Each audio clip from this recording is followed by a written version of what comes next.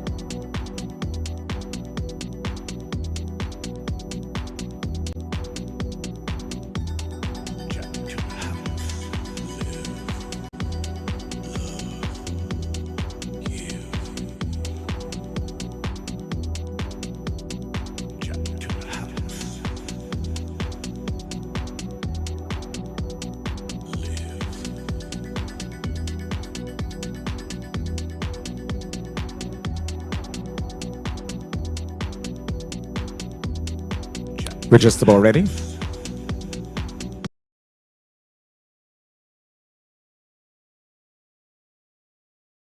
For those of you who are rejoining us, welcome back. Now, before we progress to the discussion, let's look at our partner spotlight, the CARICOM Regional Organization for Standards and Quality, CROSSQ.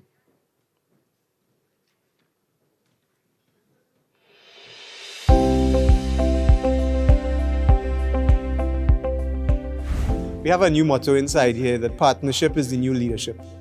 So no one singular project would allow us to expand quality infrastructure, which is standards, metrology, quality assurance programs, into the whole energy efficiency plate. The TAPSEC project was a great leg that combined with others to move our whole strategy of quality infrastructure and energy efficiency forward. In terms of our institution, TAPSEC, the project had a very nice impact on us over the last 2.5 years. The project, and especially in a COVID environment, forced us to really get creative on project implementation activities. So we learned a lot about project management. We also learned a lot about how standards, metrology or measurement infrastructure, and quality assurance programs can assist the regional drive in its energy efficiency, conservation techniques and whatnot. The project really helped us to roll out the 2018 CARICOM Regional Energy Efficiency Building Code. And further than that, the project helped us to pilot test a regionally harmonized energy efficiency labeling scheme in 5 member states. In terms of the Regional Energy Efficiency Building Code, some of the feedback from the training workshops that were held, the end users and the code officials, we believe they felt more confident to understand the document and try some of the ideas in it when they're building buildings and trying to make them more energy efficient. Likewise, in the 5 piloting member states for the Regional Energy Efficiency Labeling Scheme, we felt a better sense of self-confidence from the retailers and the importers and even the customs officials that this is a good idea, we could do this. Let's try something from the Caribbean in energy efficiency and not just depend on the outside world. TAPSEC helped us to really reach out to the public and also industry practitioners to educate them and get them involved and more thinking about energy efficiency opportunities and what that means, especially to your pocket at an individual level. You know, just reading and studying how standards and all these things could assist that, I started to take off the lights in my home. You know, and I never used to do that before. And I said, wow, that's because my consciousness was increased because of the exposure. And we think, you know, one starfish at a time to throw back in the sea. That's how change occurs. So we don't have a big grandiose plan that the project going to change the whole region, but it definitely has started an impact. It gave us a measure of confidence that we could do things, and then we use that to push it out into society.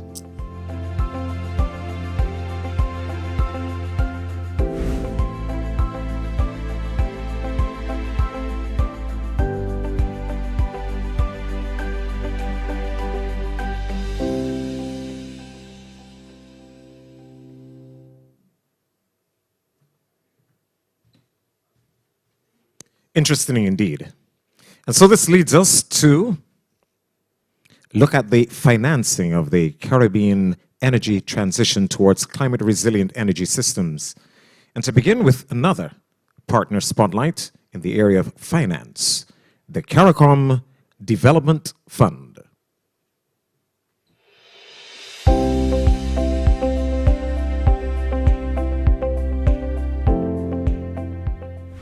The sustainable energy transition in the region is very broad in reach and implications for the work of many regional institutions. What CDF wanted to do was to set out a sort of strategy that would sort of give us a greater clarity in terms of how we engage in the space.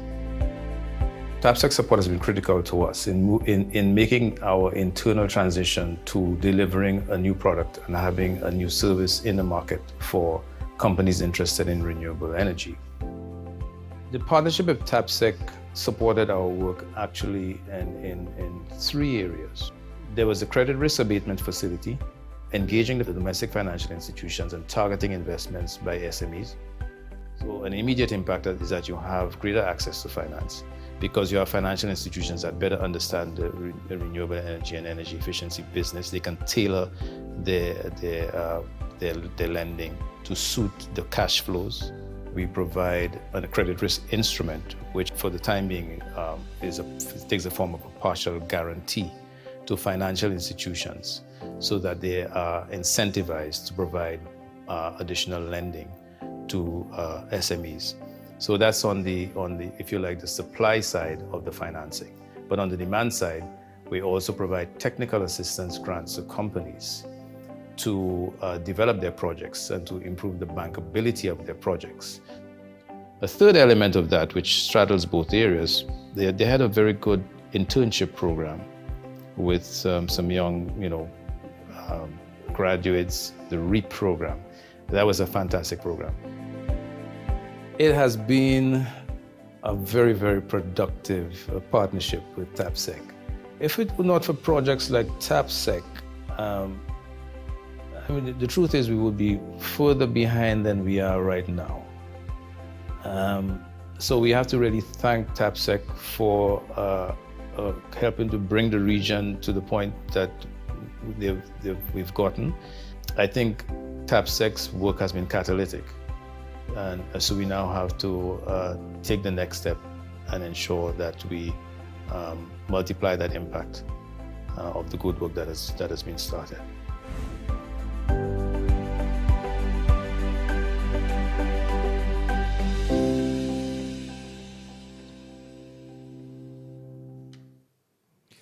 And that brings us to our second panel discussion, financing the Caribbean energy transition towards climate resilient energy systems. And for this, Mr. Simon Zellner, the TAPSEC program leader, will be the facilitator for the session, and he'll be joined by an esteemed team as well. But before Simon and his team should get started, let's look into exactly what we should expect during this discussion.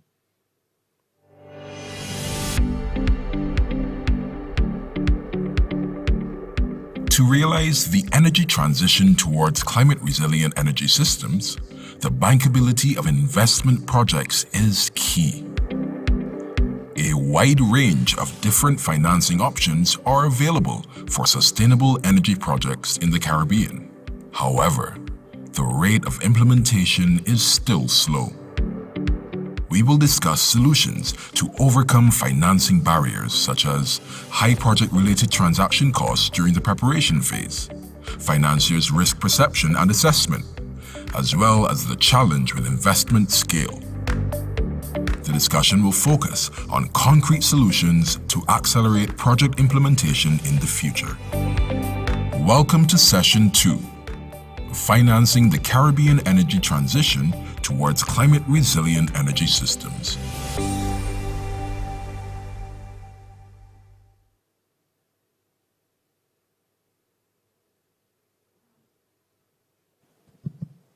Now it's on. So also good morning from me again. It's really a pleasure for me to sit here and to moderate the finance panel, as this was basically the start of my journey here and my post in the Caribbean. So let me introduce our panelists today, which I'm very pleased as well to have you joining the panel. I like to start to my right with Amanda Harris-Logie. She is a project officer at Guyana Power and Light, and she brings the perspective of the integrated utility service model to our discussion today. So then further to the right, we don't have to introduce you, Devin Gardner. Just briefly, he's the head of the technical programs with SECRI and brings the SECRI's perspective to finance to the table today. If I continue to my left, we have Joseph Williams, who's the head of the Renewable Energy and Energy Efficiency Unit at the Caribbean Development Bank. And if I move on to my further left, we have Rodin Altsuma, the CEO of the CARICOM Development Fund. Good morning, welcome everyone, and thanks for joining. So we have seen in the video already some of the challenges in the region still, meaning that there's a lot of funding available to finance renewable energies, projects, energy efficiency interventions, sustainable energy overall. Nevertheless, the implementation rate can still be accelerated. We from TAPSEC side, we had two main goals in the finance component to support that. And on the one hand, we looked at mechanisms which reducing the transaction costs for projects that had two sides. One side more on the project developer's arm. So how can the project developer accelerate and speed up the preparation of projects and don't lose so much time or spend too much money in getting the project approved? And on the other hand, of course, to look at possibilities and options to reduce the transactions costs also on the bank sides, private banks, development banks, and other investors. A second main goal from TAPSEC in its finance component was to look at the projects, to provide support for project preparation, to bring them on a bankable stage, looking at what is required to reach that stage, also from the project developer side, but also from the private or the public bank or the development bank. So today I would like to start with the banker's perspective and would like to start with Rodinald Zuma to get your views in that space. And I would just kick off the discussion with a rather broader question. So for CDF, why is the sustainable energy environment, the investments in sustainable energy projects important? How does the portfolio look at the moment, and what are you anticipate maybe in 5 years? Where's the journey taking the CDF related to sustainable energy projects? Thank you, Simon. Thanks, first of all, for inviting the CDF to be part of this panel, to be part of this event. As was indicated in the testimonial, we've had a very productive relationship with TAPSEC, and a lot of what I will probably speak to this afternoon is made possible because of the fruits of that partnership. In terms of CDF's involvement, why are we in this space? I have to say something generally about the CDF. The CDF is established by treaty, revised Treaty of Chaguaramas, specifically to attend to the development needs of disadvantaged countries, regions, and sectors in CARICOM, with a view to ensuring that all of the member states derive optimal benefit from deeper integration through the CSME. Now, how does that translate into the things that we do? In engaging the member states, they guide us as to which areas they would like us to intervene to support the development efforts and to enable their more meaningful integration into the single market and economy. And through that process, they have determined that they would like us to support them with infrastructure development and renewable energy and energy efficiency, business development, and enterprise competitiveness. These are three of the main areas in which we're engaged. And through these thematic areas of intervention, we can see obviously there are large overlaps with sustainable energy. So on the infrastructure side, a number of the member states have approached the CDF for support to finance or to co-finance utility scale interventions or to finance projects that complement larger infrastructure. I'll just give you 2 examples quickly. The CDF contributed to the construction of the Argyle Airport in St. Vincent and the Grenadines. And once we had gotten past the construction and moving into the operational phase, we would then approach for support to do a solar PV plant at the airport to meet some of the energy needs. And we, in effect, ended up co-financing that plant with the GEF. So that's one example. A second example, in the case of Barbuda, Antigua and Barbuda, post-Maria, we were approached by the government, and it really came out of conversations that we were having with the UAE to co-finance on the Green Barbuda hybrid project. So the emphasis in that dimension is on the infrastructure side, and in many instances, even if our resources might be a bit limited, we are invited to participate in utility scale type infrastructure investments. On the private sector side, and this is where TAPSEC really came in and facilitated our entry into the space, we are charged with working with the private sector to help to improve their competitiveness, particularly SMEs. And we had been engaged in the business of providing grants to small businesses, particularly in the hotel sector, to help them to implement energy efficiency and renewable energy solutions.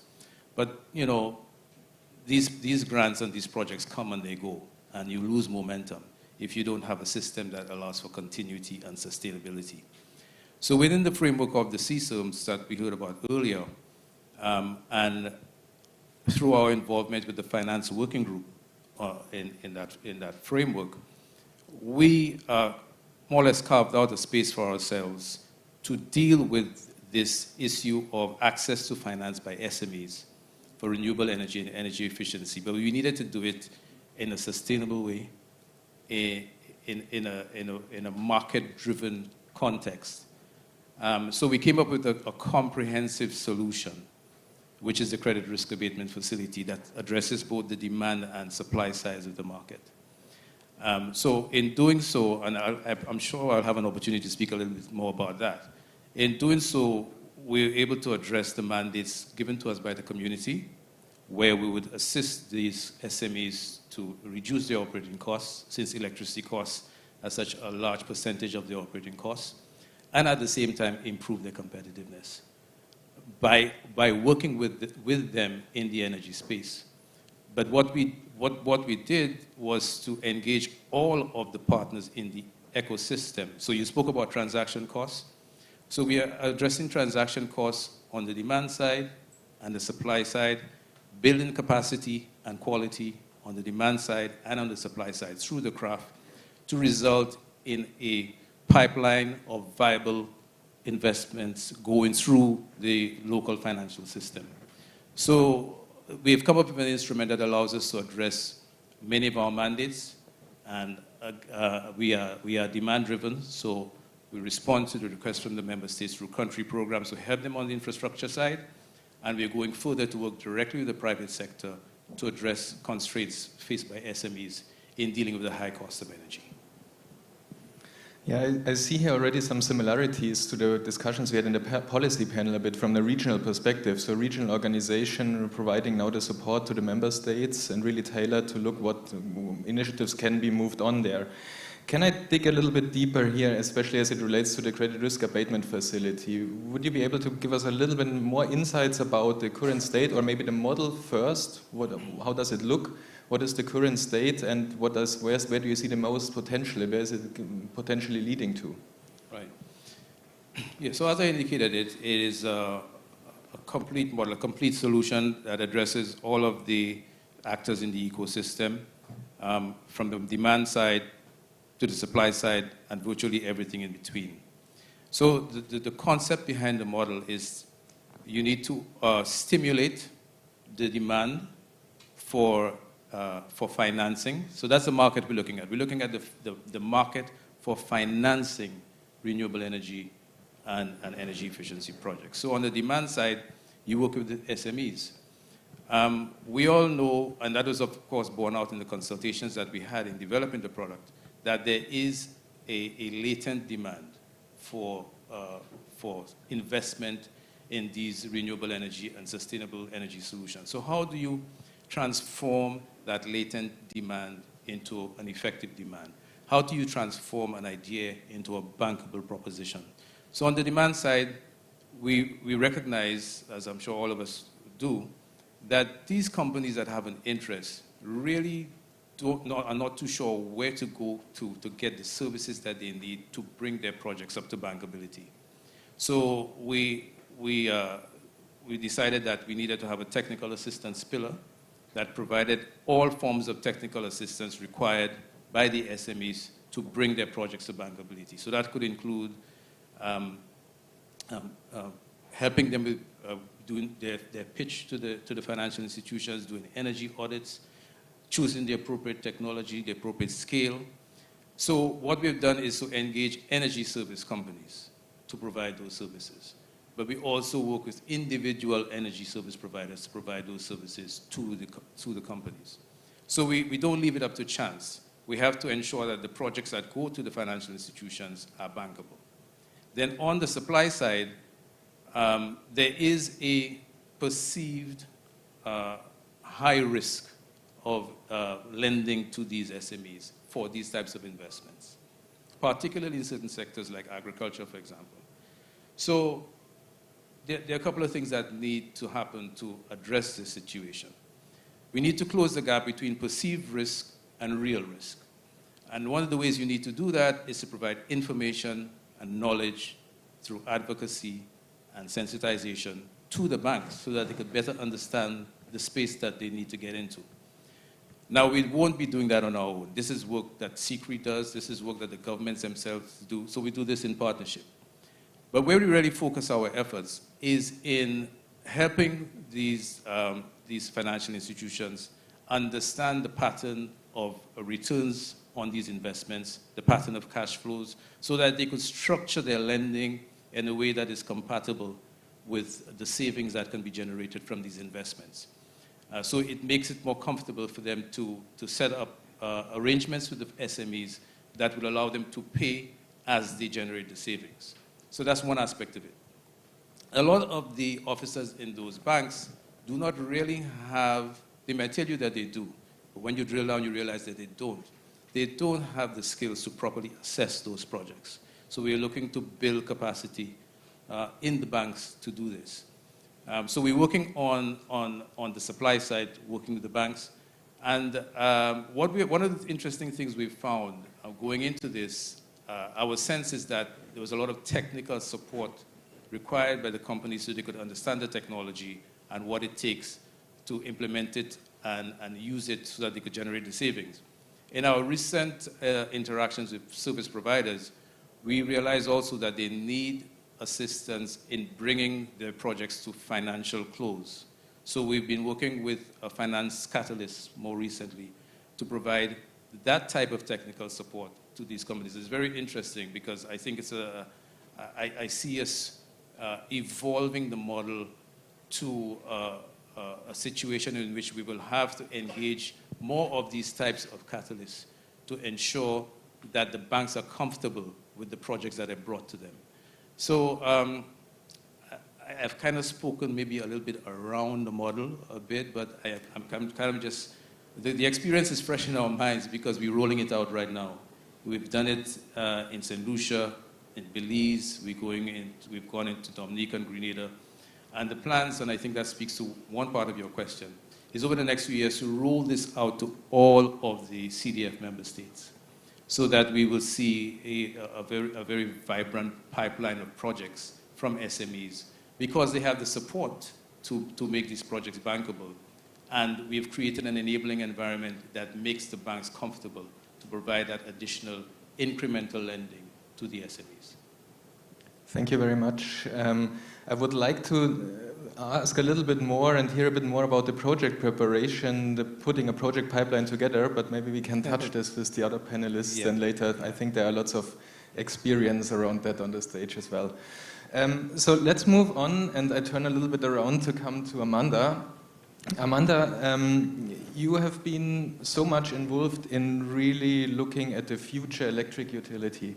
So how do they need to change to provide also future services to their clients and even changing their business model from purely being an electricity supplier to a service provider?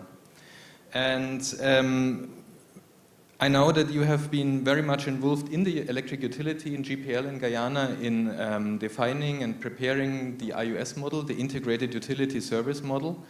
So I would be very curious to hear from you, why is GPL interested in that to start off maybe? So why is it important for GPL to go that way, to really change from the classical electric utility to a service provider? Hi, good morning everyone, or good day I should say, and thank you Simon for that question. I think the future is here already, to be honest. I think we have been lucky in the region to have energy experts and different policy experts who have recognized the paradigm shift in the world. I think we're all aware of climate change, and all the countries, we have the NDCs to meet. And with that in mind, it means that we have to invest in renewable energy more, whether it's at a utility scale or distributed generation. And CARICOM and GIZ and other agencies in the region, they've been able to conduct market research and see what the utility company has to do in order to evolve, essentially, because it's either we evolve or we're left behind. And if we're left behind, this means we'll have a huge decrease in revenue, and that's not something we want.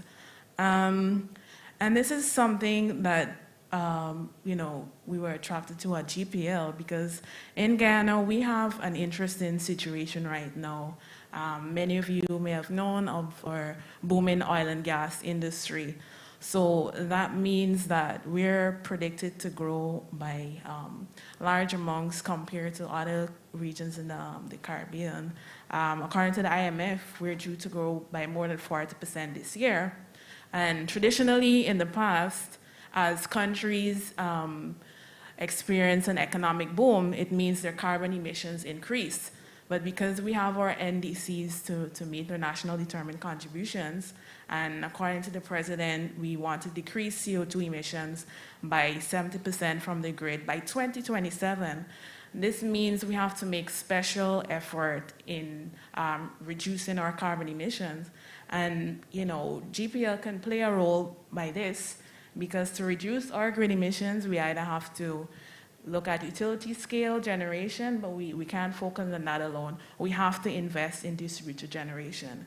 And, you know, we see a place for GPL.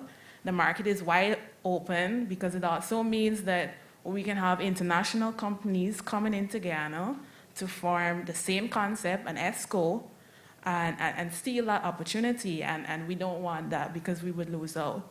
And I think the utility company is the best place to have this IUS model, because we have the customer base and the data, and that is the most important information in starting any type of business, you know, free access to the market. And essentially the IUS model means that the utility company would be expanding its business model to offer renewable energy and energy efficiency services to its customers at affordable prices, of course, and customers would be able to repay for these systems through their monthly electricity bill. And, you know, so we have been able to be a part of the regional pilot program, the IUS model, that was spearheaded by GIZ and CARICOM, which would have started around 2019. And since then, we've been working heavily with developing the concept. We've had GIZ consultants on board helping us to develop the framework. And as it is now in relation to the pilot program, we have two phases. So the first phase is a proof of concept where we decided to focus small. And the second phase, we would hope to do a wider rollout to customers in the commercial and manufacturing sectors, and hopefully some residential customers as well. So for our proof of concept phase, we selected two clients, or two existing customers, the Organization of American States and the Inter-American Institute for Cooperation and Agriculture, ICA. And essentially, it actually was a partnership. So we would have conducted an energy audit in December 2018 for their facility, their building, provided energy solutions, and that was followed up by us signing a memorandum of understanding in April of 2019. So with signing that MOU, we at GPO were going to design and install 2 solar PV systems for those 2 entities. And actually those 2 entities, they share one building that's owned by the government, the Ministry of Agriculture. So it was a quite interesting case for us. You know, it was challenging, but I think we definitely learned a lot from that experience. And so the design phase of that project would have taken place from during the early parts of 2020. And by the end of the year, we would have did an open tender, which allowed both local and international companies to bid for that tender to install those 2 systems. And by January of 2021, we would have selected a qualified contractor to install those 2 systems. And last year, the end of April, we were finished with the installation. We monitored those systems for a period of about 5 months. We had some kinks to iron out, which we were able to do. And last year of October 2021, we had a commissioning ceremony for the 2 systems. The Prime Minister actually, he commissioned that system. There were other members of the government that attended and other dignitaries from CARICOM and GIZ. And I must say, so far for the year, OAS and ICA, they're happy customers. we haven't received any complaints, and they have been making their monthly payments for the systems. So they would have signed an agreement called the IUS repayment agreement, which they're binded for a fixed amount of years to repay that money to GPL that we would have spent. And they're seeing massive energy savings on their bills. ECA, for example, are seeing savings of about 80% on their energy bill each month. And so, right now we're just working on trying to streamline our net billing program, because if we're going to push this IUS model and encourage and facilitate the installation of RE systems, we need to have a mechanism in place that's going to allow our customers to send energy back to the grid. So that's crucial for us now, so we're working on getting that off the ground. Excellent, thank you very much. I mean, very interesting is your perspective. What you just mentioned is about the bundling of projects. The electric utility has the relations to the clients to small-scale projects, which is then on the other end quite attractive then for a larger development bank or other financiers to finance them, not dealing on the day-to-day business with nitty-gritty small-scale investments. But that is, on the other hand, really attractive for the electric utility to do so, as the relations are there, and that is the core business anyway. Talking about project preparation, and I was alluding to that before already a little bit, is putting a project pipeline together. When you see now you have the 2 projects or the pilot projects implemented now, you have good experiences with that. What is next? Do you have already a project pipeline? Is it challenging to put something together? What is happening, so to say? Yeah. Yes, so as I said, we were focusing our proof of concept phase. I should also mention we did have some dialogue with a member of the private sector, an agro-processor.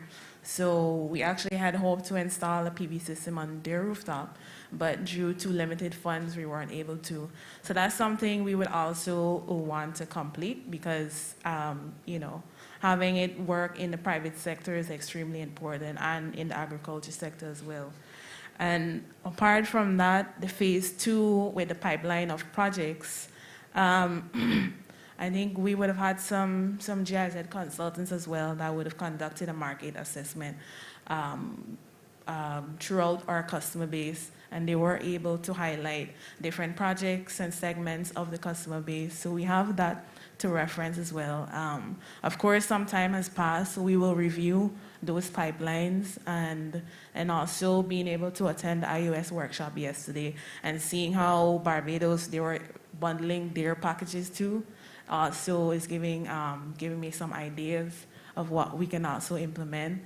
And but I think that the idea of bundling these smaller projects is crucial, because it's kind of hard to find funding for just one small project. It's not attractive to a funding agency, because most agencies, they have a limit, a minimum limit of how much they will lend. So there's strength in numbers, and then of course we will be able to get economy of scale. And also too, I think the bundling would benefit our local investors as well. Because I think it's important to not only seek funding from external agencies, but we also have to stimulate the local market and get the banks involved in the culture of lending for RE projects, and having something smaller for them. I think they might be more attracted to a package like that, and also it might be attractive for private investors as well. They can, either pair up with other private investors to invest in a portfolio of projects. Perfect. And there are lots of thoughts already on the finance side, how to put something bigger together. I would like to stay with the IUS model for a moment, but flip the sides now and come to the big lenders, actually, to the Caribbean Development Bank and Joseph Williams. Joseph, I'm later, of course, also more interested to speak a bit more about the CDB's entire portfolio and sustainable energy, but staying at IUS for the moment, I know CDB is also preparing a regional initiative, a regional project on the IUS. Could you give us a few more insights here? What is the status, and yeah, why is CDB actually interested to push such a regional IUS project ahead? Sure, thanks, Simon, and good day all. So let me start with a little bit of the bigger picture. We speak a lot about the energy transition, but in reality, that process for us has been quite slow. And we were looking at some numbers recently. And if we take it for granted that the decisions made at the political level, well, put another way, the countries are serious about the decision that they have made collectively, then if we're seeking to even get close to the targets that have been set for 2027, 2030, we need to move the pace of investments from somewhere about $20 million, $75 million a year on average over the last 5 years to somewhere about 1.25 north of that billion per year. That is what it would take. So we're talking about significantly massive increase in scale if we're serious about really making progress in terms of the transition. So that is the kind of context within which we look at the bank's intervention and where the region needs to go. And one would ask, or maybe inclined to think, that most of that, the investment in renewable energy is going to be at the utility scale, large scale, and so on. The reality is that most of these countries have many constraints, including land space to treat with solar, which is the most available resource, and so on. So there are constraints and issues. And so that's one thing that has to be dealt with in this context of the transition. The other aspect is the bank's mission is about sustainable but also inclusive development. So it's very important that there is wide cross-section and a sense of equity in terms of how the citizenry participate in the transition. And this is where I think the whole conversation around the DERs and distributed generation become important. And in that context, the IUS is important. So it is in that frame that we see the IUS as a part of the strategy to ensure that we have an inclusive transition, but is also a template that allows for scaling up to help us to deal with the massive pace that we have to rise to over the coming few years. So it is very important and strategic for us, even though we're at the stage of just preparing the project. So coming back to the specific question about preparation. So yes, we're at the stage where we're trying to do the complementary work to all that's been done in the countries now with the that were spoken about there from GPL and so on, in trying to get the GCF resources through the bank to be able to provide concessionality to the utility, so that that could be passed down to the customers. So that's what we're working on, and we're at the stage where we are engaging we're doing the full preparation for that line of financing. I hope I answered the question there. Yeah, you did. Thanks. Absolutely. I mean, that shows that for CDBs there are big opportunity as well as one piece in the bigger picture.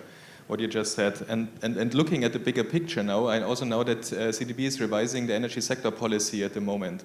So could you outline a little bit, what are the main pillars in for this revision? How does the new energy sector policy look like? What is different to the previous one or to the first version, if I may say so? Sure, thank you so much for that question. But let me just say one last point on that IUS conversation. Some of us may not know, but the issue of really moving energy efficiency in particular, but DERs generally in the region has been a long-standing conversation about ESCO, how we make ESCO happen. And going back to 2000, when there was a first demand-side management project in the region done in Jamaica with Jamaica Public Service Company, I was working with the utility at the time. One of the recommendations coming out of that was the need to scale up ESCO, and there was a lot of conversation. Another study was done sometime in 2010 in the Eastern Caribbean, which pointed to the fact that it would not be possible to do ESCOs without the utilities being integrally involved. So there have been a line of connecting points around how we get it done. So the IUS to us is the culmination of a number of earlier efforts, and so very important. And I think, you know, we see that because it's new, but it's really bringing together a lot of effort in the past. And a lot of what we're trying to do in the context of the new energy sector policy is really about how do we reorganize, refocus, pivot in a way that we can really unlock an approach that responds to the need for scale and pace. That's really it. So it's not anything new in that sense, but it's a question of how we organize and reorient. So there are about 4 pillars that we have captured the areas of focus on, and they're traditional, but there are going to be some big areas of focus. One of those pillars actually is around the governance framework. We talk a lot about the regulatory framework, and on the TAPSEC, I think much has been done and accomplished, and I want to commend you, TAPSEC, and all the partners, certainly. But we really need to move that to the next level, frankly. And it's a kind of a conversation about what we want to achieve in what time frame, and how the bank and the partners can help the countries to get there. But it's a different kind of conversation. And so an important part of the strategy is what we call an accelerated sustainable energy resilient transition, ASSERT, which seeks to capture the fact that we have to take a more assertive approach to this issue of scale and pace. And an important dimension of that is going to be about a dialogue about just that. What we're doing, but how we're going to be able to move that to the next level in the pace and scale, and what the financing is going to be needed to do that, and so on and so forth. And the other dimension, of course, is the resource mobilization, as well as strategic partnerships. So all the accomplishments in the context of a TAPSEC and all the other efforts, we are really just trying to position ourselves as a bank, given also our convening power, as well as our interconnectedness with the rest of the partnerships across the region, to see how we can move that to another level in a quantum way.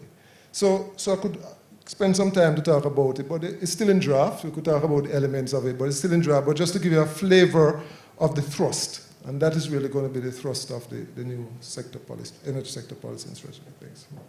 Thanks a lot. I have to ask one more question, though, as you were referring to it, is the resilience part, actually. We haven't spoken so much about it yet, but if we look at the integrated resource and resilience plans, which we have been supporting, and we have been talking a lot the past years, this is now really picking up. Can I just ask, how is the bank, the CDB, is supporting the region in preparing the integrated resource and resilience plans? So more so on the member state level, or the CARICOM member state level then, of course. Sure, thank you again for that. I think we can't really talk about energy transition without talking about resilience, and we all understand that. We don't need to spend a lot of time discussing that, because I think everybody in this room understands that, the connection.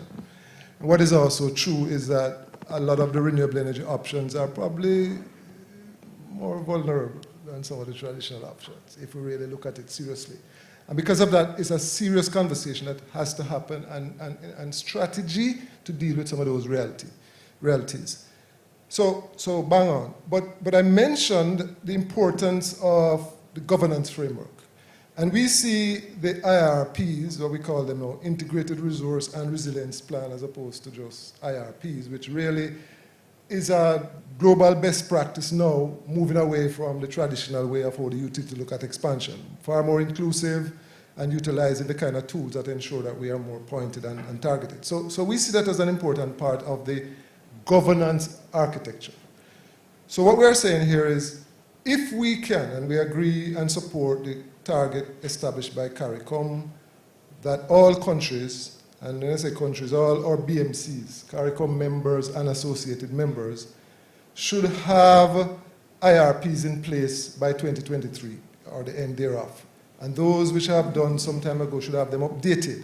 Because we think that is going to be an important instrument in ensuring that we have the pipelines of projects well articulated, agreed on, even though it's within a dynamic framework. And that makes it very easy for the bank to identify how it's going to support the countries in terms of kind of finances and the quantum of financing. And obviously, we're not the only player, and we are small in the grand scheme of things and what I talk about in terms of the target. But it's a very important instrument in clarifying the way forward, identifying very specifically what needs to be done and investment resources that are required to make it happen. Thanks.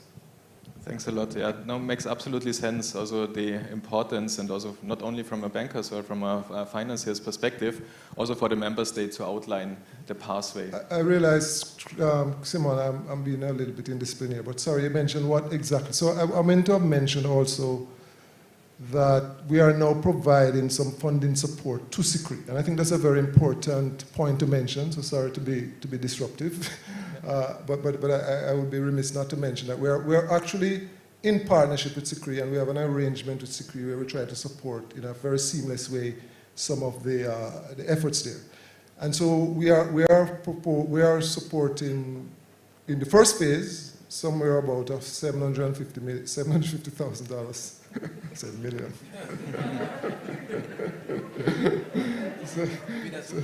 $750,000 in the first phase to do a few countries, and we're also working to, and that requires new. That isn't intended to address new, but also updating. But we see that as a first phase, and we respond based on the demand. Thank you. Thanks for that intervention. And I was just about to do the transition to SICRI, because we cannot talk about the integrated resource and resilience plans without bringing SICRI here on the spot as well. So, Devon, if we may stay at the IRRPs for a moment, just what is your view? You know, you're coming more from the technical perspective now, from SICRI, working with the member states, looking in different scenarios for the future electricity systems in the countries. But where do you see the biggest opportunities for the IRRP also to accelerate investment in climate resilience then? Yeah, thanks Simon and Joseph for that initial setup there. It was exactly 30 years ago, you would recall, that the Earth Summit took place in Rio, and when the UNFCCC was established, the United Nations Framework Convention for Climate Change. And that's important because that was what started the global movement, a lot of the, if you want to call it, political aspects of climate movement towards climate solutions and climate-based interventions globally. In 2007, that was when the fourth assessment report of the Intergovernmental Panel on Climate Change was published. And the importance of that 2007 AR4 is that for the first time, the collection of scientists who formed the IPCC, the Intergovernmental Panel, showed scientifically, with what they said was over 90% certainty, that it was because of the greenhouse gas emissions from carbon dioxide and other GHGs that were due to human interactions or human behavior that global warming was taking place. So they fingered for the first time climate change as something that was which was linked to anthropogenic activities. And the energy sector had been identified as one of the main culprits in the whole thing because of the way we produced and used energy.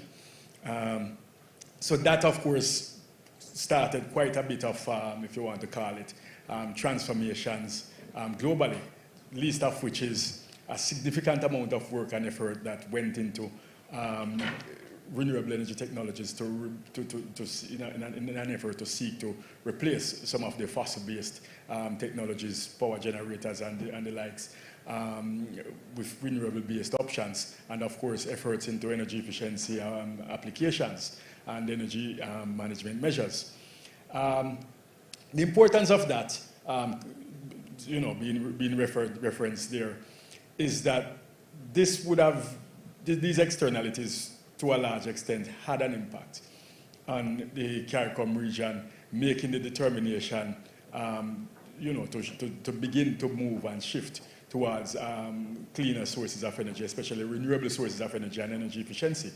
we recognized at the time the types of resources that we had and the fact that these resources could leverage those technologies that were emerging within the global space to generate, especially within the electricity sector, electricity that was, of course, provide improvements in the amount of greenhouse gas emissions. But there was also recognition that these improvements in greenhouse gas emissions from these technologies was one core benefit, but there were also options and to also get a cost benefit because there was recognition that some of these renewable energy technologies allowed you to generate electricity in a much more predictable cost manner.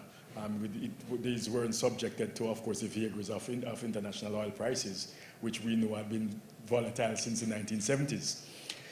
The intent of countries, of course, in the CARICOM region, I mentioned earlier, to begin to integrate deeper amounts of renewable energy technologies into their systems was stated through the energy policy in 2013, and of course the Sustainable Energy Roadmap and Strategy and the targets which Joseph spoke to. Now, the challenge with that is that we were talking about integrating up to 47% of, replacing up to 47% of the electricity that was being produced from fossil sources with renewable energy sources. We are talking about solar systems at the utility scale. We are talking about wind systems at the utility scale. We are talking about distributed systems. We are talking about hydro, geothermal, and so on. Some of these generation systems that we were thinking of, and that we still are thinking of, while we talk about the prices coming down of the technology and the fact that it's become more cost competitive and it has reached what we call parity with some of the conventional sources, and in fact in some instances even better in terms of economic performance, the resource and the technologies in many instances are much more climate and weather sensitive than the conventional ones that we are used to. So when you look at a solar farm which is producing 20 megawatts that may be spanned over 10 hectares of space, compared to a diesel plant that is really producing the same 20 megawatts that is probably sitting down in 1 hectare. And of course, the way these are situated and geographically located, you're talking about trouble in a region where you have hurricanes and storms being the norm. You're talking about a situation where with climate effects, there were expected to be greater, if you want to call it, swings in the types of weather that we would see in terms of droughts and rainfall patterns. And so the ability to depend on weather-based generation systems is something that we had to be careful of within the context of a weather pattern that was changing rapidly and becoming more unpredictable because of climate. And we also recognize that on the delivery systems too, the transmission and distribution systems themselves also had, would have been impacted by weather. Hurricanes and storms, as we know, the biggest nightmare for transmission and distribution systems are hurricanes and storms. As soon as an hurricane and storm pass, the grid is one of the biggest infrastructure that is affected. And of course, if you look at the demand side, the demand issues are also going to be affected by climate and weather patterns.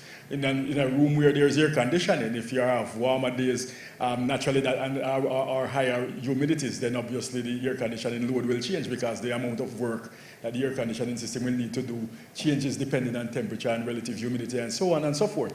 So being able to systematically manage how we plan and build out the generation system and then deliver the energy that is generated to the demand centers in such a way that it takes into account the potential impacts of climate and weather, climate-related weather. And then, of course, building on top of that, all the other volatilities that are associated with climate and climate-related weather. Some will even go as far as some of the climate experts will tell you about epidemiologies being linked to climate and weather, and so on. Things like chikungunya, which causes vectors, and so on, to, in a sense, become more, if you want to call it, prolific because of the types of weather systems and patterns. These are all things that are now putting greater complexity into understanding what the potential hazards are to how we produce and move and use electricity and other types of energy. And that required us to look at new ways of thinking, new ways of planning, new ways of accounting for all these variabilities, all these hazards, the multiplicity of hazards into our electricity sector plans. And it was about, we had, after having the energy policy and the strategy and roadmap, by 2015, all the countries entered into the Paris Agreement and now at NDCs, and were pursuing very aggressive targets in many instances. In the case of Barbados, they have stated 100% target for renewable energy for the electricity sector. And with these aggressive targets that were again, looking at generators that were weather sensitive, looking at demand systems that were also going to be affected, we needed to understand in a very surgical way, in a very scientific way, using engineering models, using mathematical models, using real data from the ground, running projections on these data. How do we design the systems in such a way that as we build out the renewable energy portfolio within the countries, that these renewable energy portfolios meshed with the existing conventional portfolios that are not necessarily going to disappear immediately, because we didn't say 100% by 2027, we said 47% by 2027. How, as we build out all of this, as we look at the delivery mechanisms and the delivery systems, the transmission and distribution systems, including some of the discussions around undergrounding of transmission lines to reduce their risk towards hurricanes, what will this mean for the countries in terms of their ability to produce and deliver energy in a reliable way, in a secure way, and in a way that is resilient to the multiplicity of hazards that we expect that these countries will face and that the countries are already facing, and in ways that will ensure that the customer can afford it and that the utility can manage it, and that those who are investing in it can find the money to invest in it. And at the end of the day, that is really what the IRRP is really trying to answer, to the work around this, looking at the global best practice of integrated resource planning, which had taken root, recognizing that the electricity sector had become a much more democratized sector with many more participants beyond the electric utility, compared to the traditional approach where the utility used to do generation expansion planning, where it simply looks at economic growth numbers and projections and determine how it would supply demand based on projected growth. There was a shift away from that towards a more inclusive mechanism, because there was recognition that as energy efficiency and distributed energy resources, as Joseph mentioned, came into play, there were going to be a lot more participants within the sector. IPPs were now becoming a part of this interested group, and government was taking a lot more control over how to deliver clean and resilient energy supplies to its society in order to facilitate growth. And that required a more inclusive way of planning, and that led to integrated resource planning. And within the context of integrated resource planning, we sat down and determined that there was need to figure out how to build in the resilience pieces in a very intricate and systematic way to account for the multiplicity of hazards, the kind of vulnerabilities that we face as CARICOM countries, and how within the context of CARICOM countries, as we look at the renewable energy options and see how they can support our clean energy ambitions, how we do it in ways that can ensure that we minimize the potential impact of externalities to those systems. So that was the approach that we took. So what we have been looking at is how we use the IRRPs now, working with countries. We have been working in Belize, we have been working in Guyana, we have been working in Trinidad and Tobago. Those are the first three.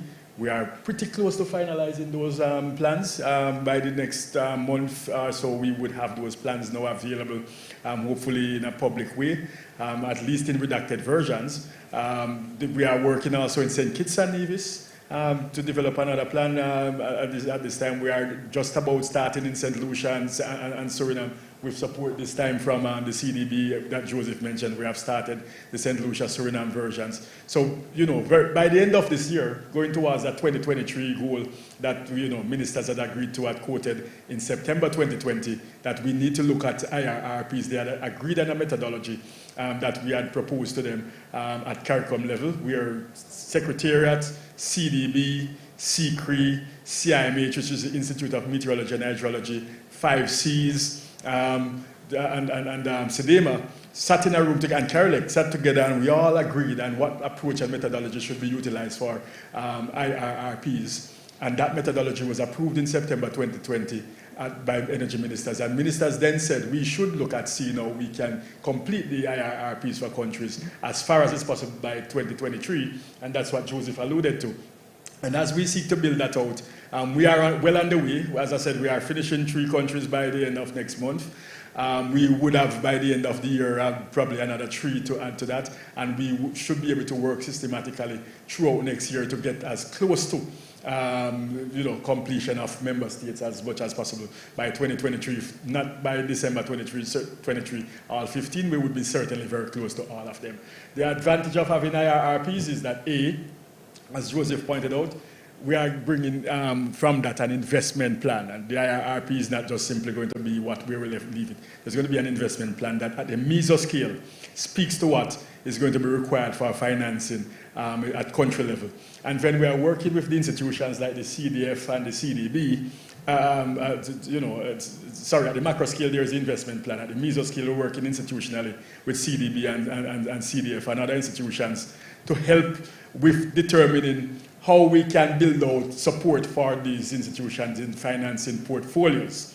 So in the case of CDF, we are working with them on the craft, where we would support them with technical assistance to those entities, SMEs who are developing programs and projects under the craft. And then with CDB, we are working with CDB also in respect to their own projects that they are supporting in their pipelines to support project preparation. And then at the micro scale, we expect that the projects that are emerging from the investment plan, some of those will turn up in the PPF, which is a project preparation facility.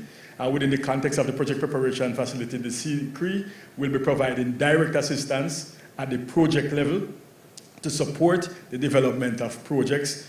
Gary usually referred from cradle to grid, but we pretty much support the project at any stage where the project requires support to help that project to get through the development cycle. That was the real reason why the CCRE was formed more than anything else, to drive the process of implementation, to accelerate implementation. That was the number one reason why the CCRE was established.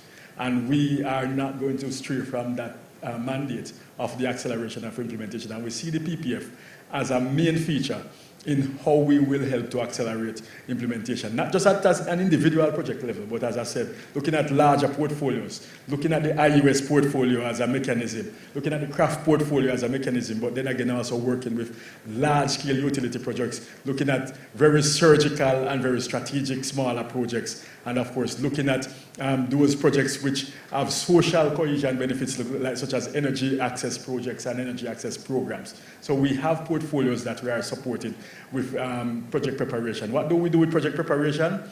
We identify the projects that are interested through different means. There's a portfolio. There's a portal that we have developed.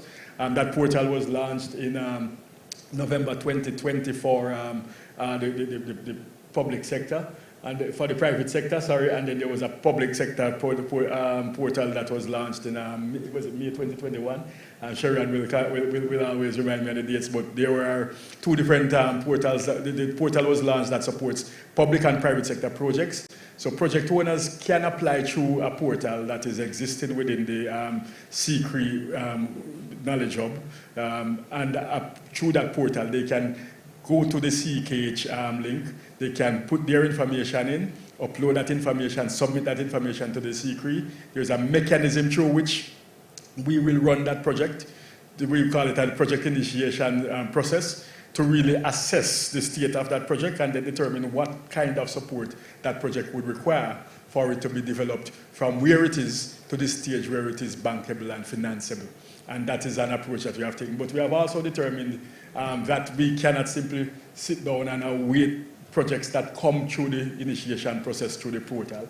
We are also on the road, and typically we go on the road in the member states, discussing with governments, understanding what their priorities are, understanding what their interests are, understanding what projects are emerging as being important to them, to see how we can help to take some of those projects by the scruff of the neck and walk them through the development cycle.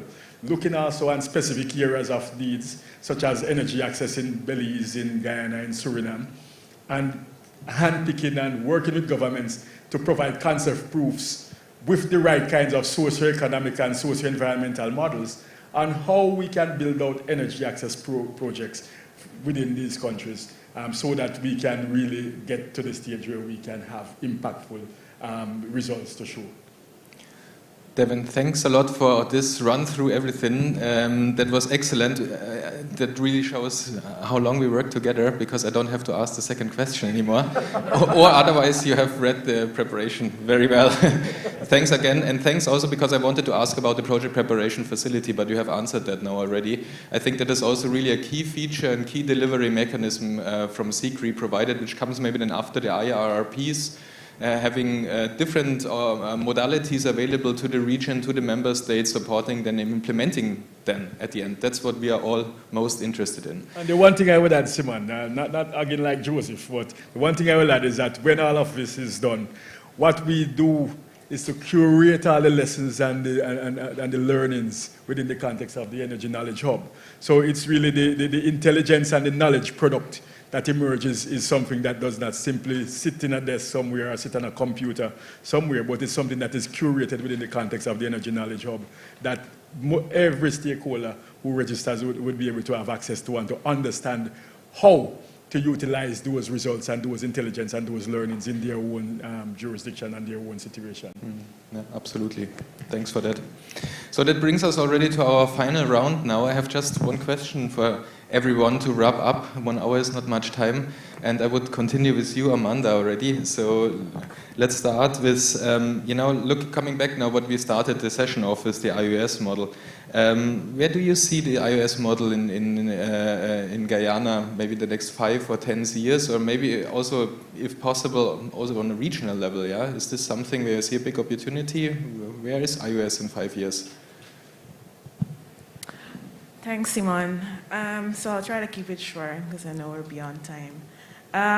But at least within the next 5 years, I think GPL itself, along with the other utility companies, we would have completed that initial phase of proof of concept for sure, and then move into a wider rollout where we're able to reach and grasp more customers. And once that's successfully completed, and which I have no doubt that it would be completed successfully, because I know we still have the support from CCRI, CARICOM, and GIZ during these initial phases, so that we can actually become sustainable and operate on our own. I see GPL, along with the other utility companies, having either a separate department to run the whole IUS operation, because during our proof of concept phase, we realized even though we were only dealing with 2 pilots, it required a lot of manpower because it was something new to us. So it took time for us to learn, overcome the challenges. And of course, the consultants provided us with excellent technical assistance, and we want to say thank you for this. They provided that framework and that end goal for us to achieve what we've done so far. And I know some utility companies are also considering actually creating a separate subsidiary apart from that actual basic utility that they have. So that is what I'm seeing within the next 5 to 10 years. I think how we know the utility back in the 90s just simply providing electricity, and that would be a thing of the past.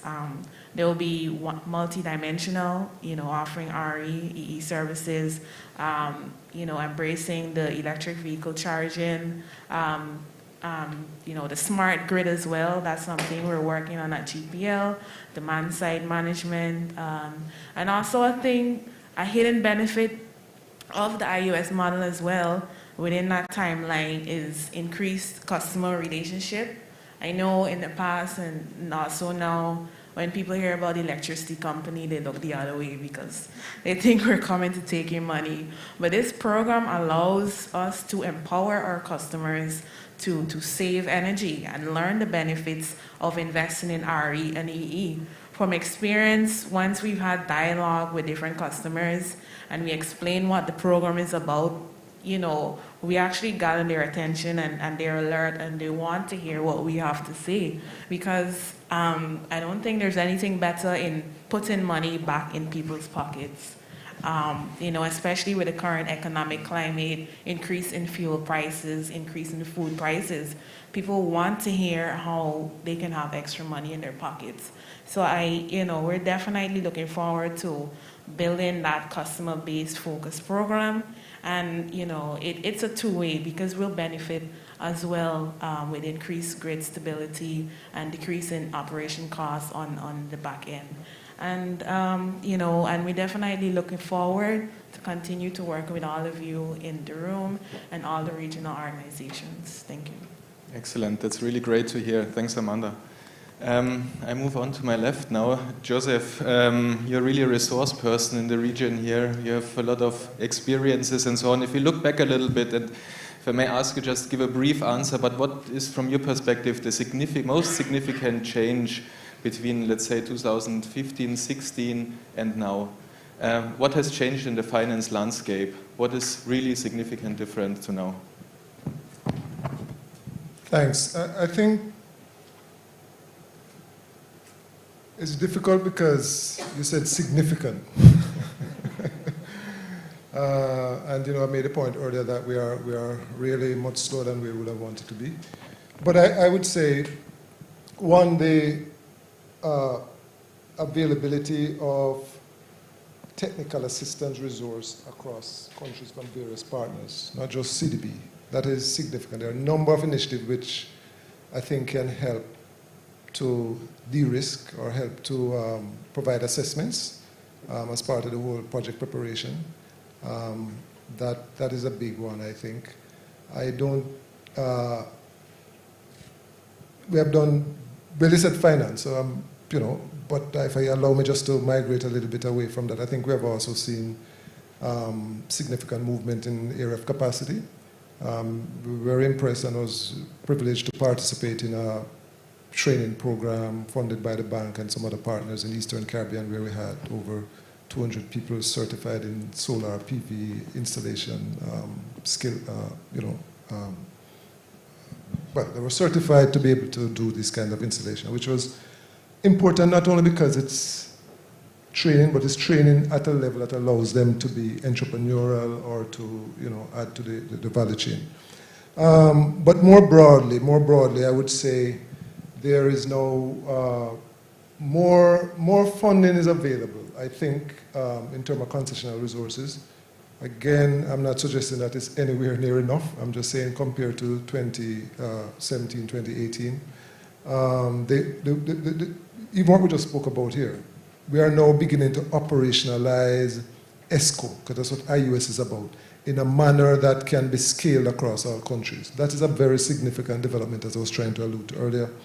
The IRP being adopted as an approach by all countries and everybody being on board is going to significantly impact. I would say in the next 3 years we're going to see big results coming out of that, and that really started back in about 2017, 2018. And lastly, I think it's useful to also mention that the fact that we could actually have seen a project delivered at an LCO of less than 10 cents, solar project in Jamaica, is a significant development for the region to demonstrate that it is possible to do it if we do it with the right framework and do it with the right approach. Thanks.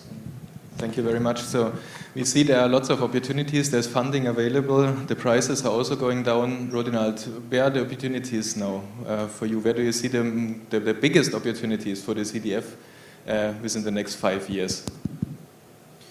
Yeah, thanks, Simon. I think for us to be able to scale up what we've started, particularly with the craft, I mean, what our experience has shown us up to this point is that the hardest part of the process is building that pipeline. We've worked with tools to incentivize, to stimulate, but there's need for much more hand-holding, working with the private sector through all phases of their project development. It requires a lot of capacity. I don't think it's realistic to think that regional institutions can have that capacity embedded in-house. So we will continue to require technical support from development partners. And I think we need to move to a model where that support can be provided seamlessly. We need to shorten the runway significantly between a request for support and the delivery of it. We need to put models in place that will allow us to draw on the expertise that we need as we need it. Because when you work with the private sector, if you can't move quickly, they lose interest, you lose credibility, and then the whole thing gets stalled. So we have to move to a model where, through our technical assistance pillar, for example, we have not actually established a technical assistance facility, but what we're doing is setting up a network of partnerships, working with regional institutions and development partners that can respond quickly to the needs as they arise. And I think that's going to be significant for us. In terms of the capital side, the facility that we have now to incentivize the banks to lend more is basically, for the time being, a guarantee facility. As we roll this out, and as we get traction throughout the community, there will be a need to bring more resources into it. What we like to do is to set up a trust fund so that development partners can buy into that approach. And we've been able to demonstrate some success so far.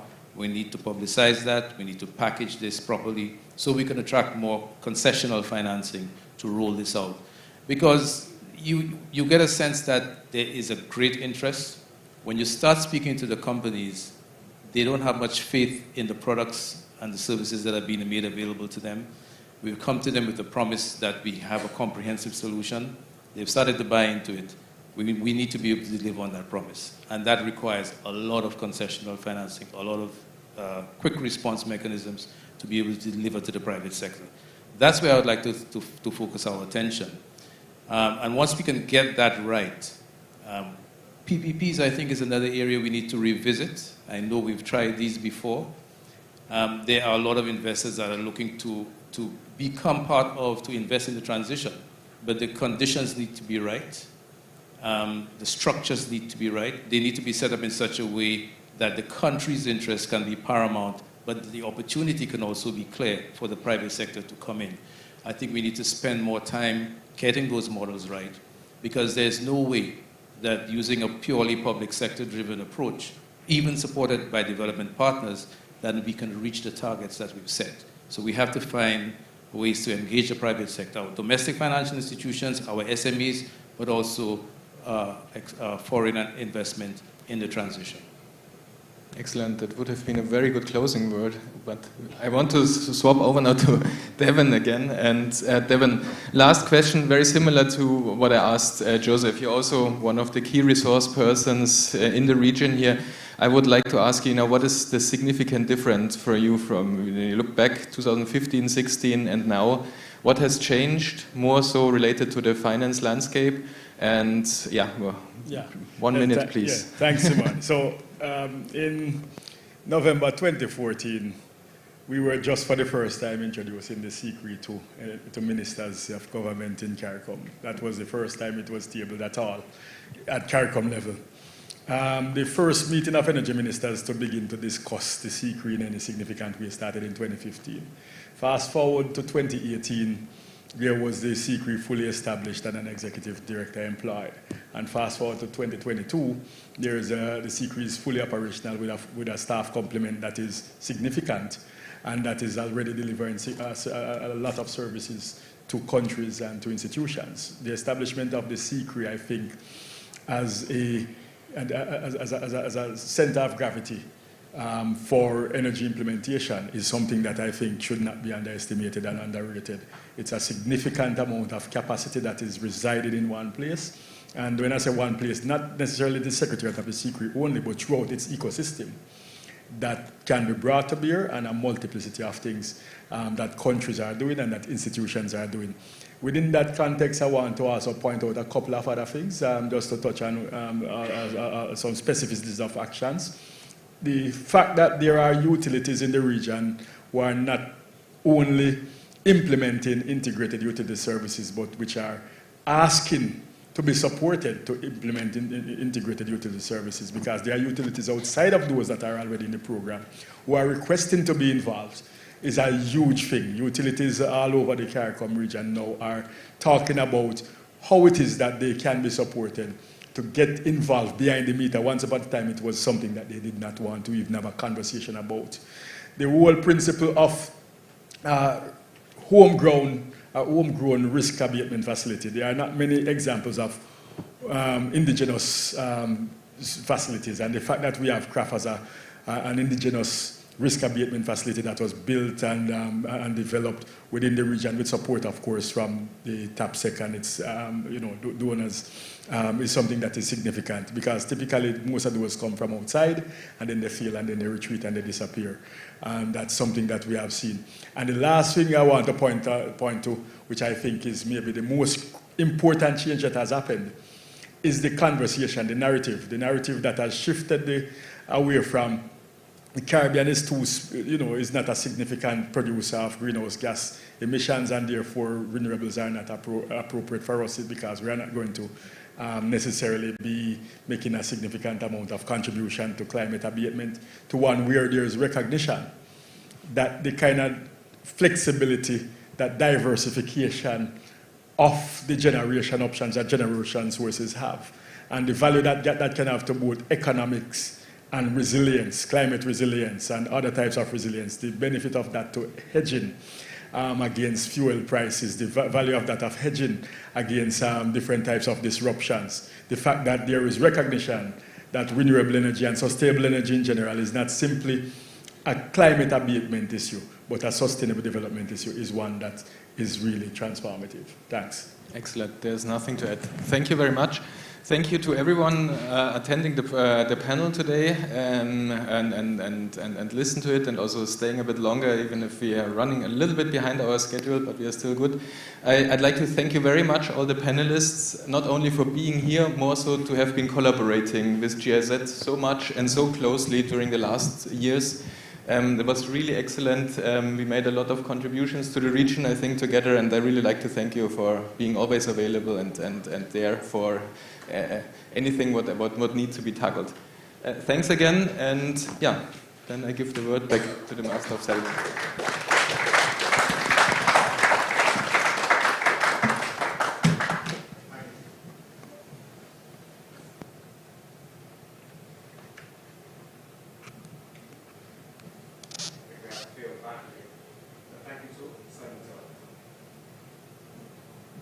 Thanks to the panel as well, to give us your insight into the financing of the Caribbean energy transition towards climate resilient energy systems. This brings us appropriately to our next presenter. That is Dr. Titus Burton, the Executive Director ex officio of the Caribbean Electric Utility Services Corporation, CAREC, as he shares his remarks to shine the partner spotlight now on CAREC.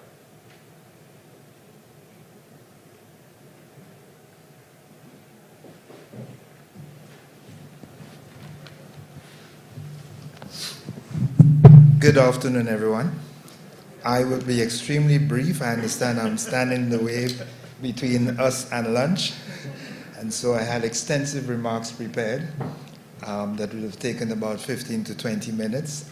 I'll endeavor to be 1 to 2 minutes. Just to say that from a 10,000 feet perspective, the synergies, the benefits between what the TAPSEC project has delivered over the last 5 years has been really in sync with where CARELEC has been going and has been transforming as an association. 32 years in existence, CARELEC was first established as an association of electric utilities. Over the last 5 years, we have transformed into an association of electric energy solution providers. And this has not just been a cosmetic change as by way of a rebranding, but a transformational repositioning in terms of our foundational documents, our bylaws. We have changed our governance arrangements. Our board composition has been changed, for example, to reflect the inclusion of IPPs as a distinct category of membership and also represented on the board of directors of the association.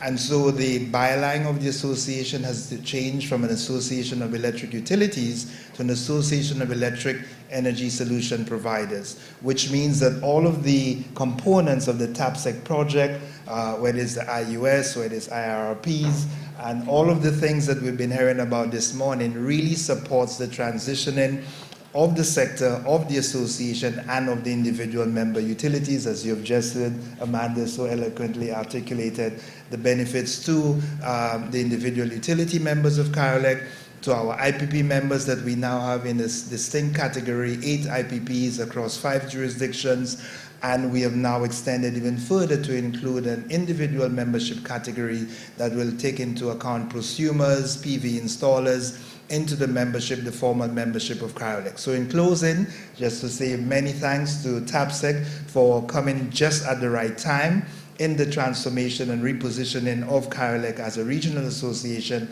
and we look forward to continued growth and development of the sector. I thank you, and I think we're breaking for lunch just about now. Thank you.